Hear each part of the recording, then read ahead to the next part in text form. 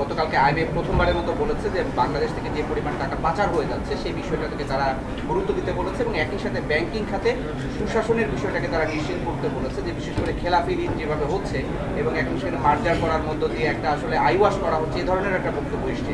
সেই জায়গায় দাঁড়িয়ে এই মুদ্রা পাচার এবং খেলাপি ঋণের বিষয়টা নিয়ে আপনাদের অবস্থা। এখন একটা জিনিস আমি যেটা বলছি যে মুদ্রা পাচারের যে কথাটা বলা হচ্ছে, আমাদের কাছে কিন্তু এখনো কোনো হার্ড এভিডেন্স নাই। এই ঈদে দেশ জুড়ে কেনাকাটার ফুর্তি হবে শুধু বিকাশে, সাথে ডিসকাউন্ট কুপন, ইনস্ট্যান্ট ক্যাশব্যাক। আপনারা জানেন যেটা আমেরিকার একটা থিঙ্ক ট্যাঙ্ক এই ফিগার একটা দিয়েছে, কিন্তু আমরা যখন ওদেরকে জিজ্ঞাসা করেছি যে তোমাদের বেসিসটা কি, তারা তো শুধু একটা ফিগার বলে নাই, তারা ফিগার আপনার 4-5 ডেসিমেলের মধ্যে গিয়ে বলে দিয়েছে। তো আমাদের কথাটা হলো যে তুমি যদি এত অ্যাকুরেট ফিগার দিচ্ছ, তোমাদের এভিডেন্সটা কি, তোমাদের মানে এই যে ডেটা তুমি বলছো সে ডেটার কিন্তু ভিত্তিটা কি, সেটা আমরা কিন্তু পাই নাই। সেন্ট্রাল ব্যাংক আমাদের যে এখান থেকে তো হাইকোর্ট, আপনার মনে আছে হাইকোর্টও একবার একটা রুল ইস্যু করেছিল, সেটা কিন্তু আপনার এটা হয় নাই। আর ঋণ খিলাফি যে কথাটা আছে সেটা নিয়ে তো কাজ করাই হচ্ছে। আপনি জানেন বাংলাদেশ ব্যাংক অনেকগুলি পদক্ষেপ নিয়েছে এবং সেটাও এখন কিভাবে কমানো যাবে সেটার জন্য অনেকগুলি নতুন গাইডলাইন আমরা সেন্ট্রাল ব্যাংক থেকে পাবো। মার্জারের যে কথাটা আপনি বলছেন আইওয়াশ, এটা আমি আপনার সাথে একমত নই, যেহেতু মার্জার অ্যাকুইজিশন আপনার পৃথিবীতে সব জায়গায় হয়।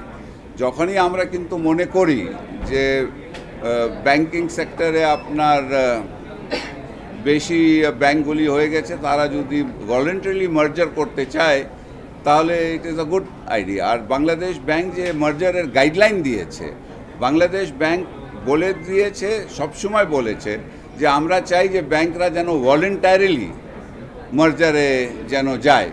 তো আপনার ধরেন এই যে কিছুদিন আগে আমরা দেখছি ব্যাংক এশিয়া আপনার ব্যাংক আল ফালার অ্যাকুইজিশন করে ফেলেছে, ওটাও এক ধরনের মার্জারই আপনি বলতে পারেন। তো এটা ভলেন্টারিলি হলো, এটা কিন্তু কন্টিনিউ করবেই।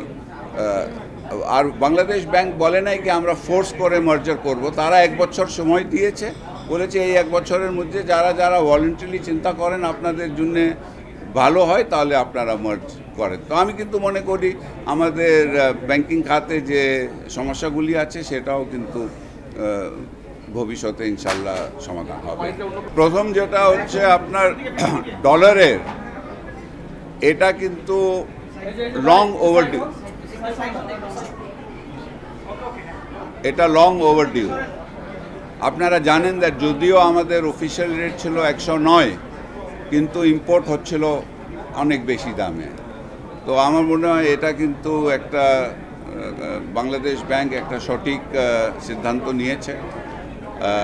এটাতে কিন্তু আমাদের আমদানির উপরে ইম্প্যাক্ট হবে না, বিকজ আমদানি যেটা হচ্ছিল সেটা অলরেডি কিন্তু হাই ডলার রেটেই হচ্ছিল। এটাতে আমাদের রপ্তানির উপরে কিন্তু সাংঘাতিক একটা ইম্প্যাক্ট হবে, যেহেতু আমাদের এক্সপোর্ট অনেক বাড়বে, তার সাথে সাথে আমাদের রেমিটেন্সের উপরেও অনেক ইম্প্যাক্ট করবে এটা, যার ফলে আমাদের যে রিজার্ভের উপরে চাপ আছে সে চাপটা অনেকটা কমে যাবে। তো আমি মনে করি এটা কিন্তু একটা খুবই সময় উপযোগী একটা সিদ্ধান্ত সেন্ট্রাল ব্যাংক নিয়েছে, আমি ওনাদেরকে এটার জন্য অভিনন্দন জানাতে চাই। আর ইন্টারেস্ট রেট যেটা বলেছেন, আপনারা জানেন আমি অনেক দিন থেকেই বলে আসতেছি ইন্টারেস্ট রেটটা বাড়বে, এবং এখন যে ইন্টারেস্ট রেটটা, এটা আপনি ঠিকই বলেছেন, এটা আমাদের ব্যবসায়ীদের উপরে অনেক সিরিয়াস একটা চাপ পড়বে। কিন্তু এটা করা হয়েছে যেহেতু আমাদেরকে ইনফ্লেশনটা নিয়ন্ত্রণে আনতে হবে, তার জন্য এটা করা হয়েছে। এখন আমরা দেখি, এটা আমরা ওয়াচ করব, যদি ইনফ্লেশনটা কমে আসে তাহলে ভালো, যদি না আসে তাহলে আমাদেরকে আবার ইন্টারেস্ট রেট রেজিমটাকে রিভিজিট করতে হবে। কিন্তু আপাতত যে জিনিসটা আছে এটা কিন্তু আমরা দেখি কিছুদিনের জন্য কেমন ইম্প্যাক্ট হয়। আমি কিন্তু বিশ্বাস করি যে ইনফ্লেশনটা আমাদের নিয়ন্ত্রণে আনা খুবই প্রয়োজন। এখন আপনার প্রায় 9%-এর উপরে আছে আপনার মূল্যস্ফীতিটা, সেটাকে আমাদের কমাইতে হবে। ওর জন্য আপনার ইন্টারেস্ট রেটের, আপনার যেটা প্রশ্ন, দ্যাট আমাদের অর্থনীতিটা এরকম একসাথে এটাকে সহ্য করতে পারবে কিনা, সেটা ইনশাল্লাহ পারবে, যেহেতু আমাদের অর্থনীতির যেটা ফান্ডামেন্টাল আছে সেটা খুবই শক্তিশালী আছে।